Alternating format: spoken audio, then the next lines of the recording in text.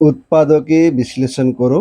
X square minus 2x minus 22,499। নবম শ্রেণীর জন্য এই অঙ্কটি খুবই গুরুত্বপূর্ণ। এছাড়াও অন্যান্য পরীক্ষাগুলোতে এরকম উৎপাদকের বিশ্লেষণ থাকে। তো এটা উৎপাদক বিশ্লেষণ করতে হলে কি করতে হবে? সবার আগে দেখে নাও, এখানে এক্স স্কোয়ার আছে, মাইনাস 2x আছে। তো এইটুকু না, এই ফর্মুলার মধ্যে আমরা পাচ্ছি যে A square minus 2a B plus B square. এই ফর্মুলা, এটা কার ফর্মুলা? এটা হচ্ছে এ মাইনাস বি হোল স্কোয়ারের ফর্মুলা। তাহলে প্রথমে আমাদের এটাকে ফর্মুলা সাজাতে হবে। তাহলে ফর্মুলা যদি আমি সাজাই তাহলে কি করতে হবে? এক্স স্কোয়ার মাইনাস 2, তারপরে এটা এই 2টা হচ্ছে এই যে সূত্রের, আর এ মানে সামনের এক্সটা। তাহলে এখানে বি আছে, আর আমাদের এই অঙ্কে বি নেই, তাহলে বি, এটা হলো এক্স, বি দিয়ে দিলাম আমি 1, তাহলে প্লাস 1 এর স্কোয়ার হলো। তাহলে A square minus 2ab plus B square, এটা ফর্মুলার মধ্যে পড়ে গেল। এবার এখানে আছে 22,499, আর আমি এখানে 1 নিয়ে নিলাম, তাহলে হয়ে যাবে 22,500, কারণ এখানে 1 নেওয়া হয়েছে, যোগ করা হয়েছে, তাহলে এটার সাথে 1 যোগ করে দিলাম।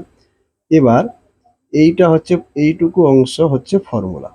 কিসের ফর্মুলা? এ মাইনাস বি, আর এ বলতে আমার এক্স, আর বি বলতে আমার এখানে 1। তাহলে আমি এখানে এ মাইনাস বি হোল স্কোয়ার আছে, আমি লিখবো এখানে এক্স মাইনাস 1 এর হোল স্কোয়ার। আর এখানে 225 কে বর্গমূল করলে কত হবে?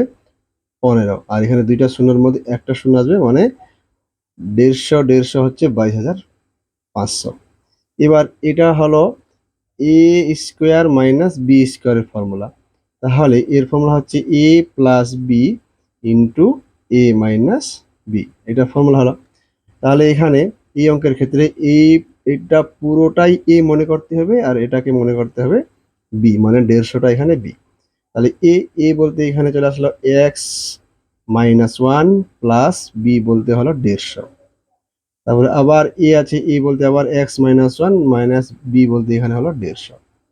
তাহলে এখানে আছে প্লাস মাইনাস, প্লাসে মাইনাসে মাইনাস হয়, 150 থেকে 1 চলে গেলে 149, আর এখানে মাইনাসে মাইনাসে প্লাস হয়, তাহলে 150 আর 1 হয় 151। তাহলে এটি হলো আমার অ্যান্সার। তো বন্ধুরা, কেমন লাগলো? যদি ভালো লাগে থাকে অবশ্যই লাইক করবে, চ্যানেলটিকে